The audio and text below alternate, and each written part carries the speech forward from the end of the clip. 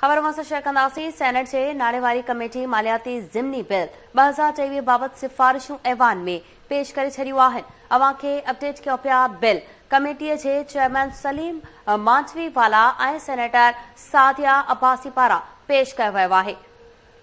ऐवान standing कमेटीअ जी सिफ़ारिशुनि खे मंज़ूर करे वरितो आहे। तजवीज़ूं हतमी मंज़ूरीअ लाइ क़ौमी असैम्बलीअ में मोकिलियूं वेंदियूं।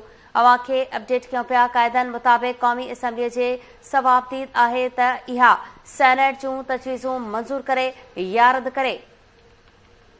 मिनी बजट जे नाले ते अवाम ते मेगा अज़ाब नाज़िल कयो वियो। मिनी बजट वापसि वरिती वञे, शहज़ाद वसीम पारां चयो वियो आहे। अवां खे अपडेट कयो पिया। सेनेट जे नाड़ेवारी कमेटी मालियाती ज़िमनी बिल 2023 बाबति सिफ़ारिशूं ऐवान में पेश करे छॾियूं आहिनि। बिल कमेटीअ जे चेयरमैन सलीम मांझवीवाला ऐं सेनेटर सादिया अब्बासी पारां पेश कयो वियो आहे। ऐवान स्टैंडिंग कमेटीअ जी सिफ़ारिशुनि खे मंज़ूर करे वरितो आहे।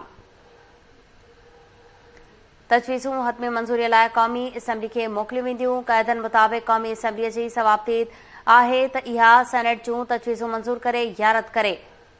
जॾहिं त शहज़ाद वसीम जो इन हवाले सां चवणो हो त मिनी बजट जे नाले ते अवाम ते मेगा अज़ाब नाज़िल कयो वियो। मिनी बजट वापसि वरिती वञे।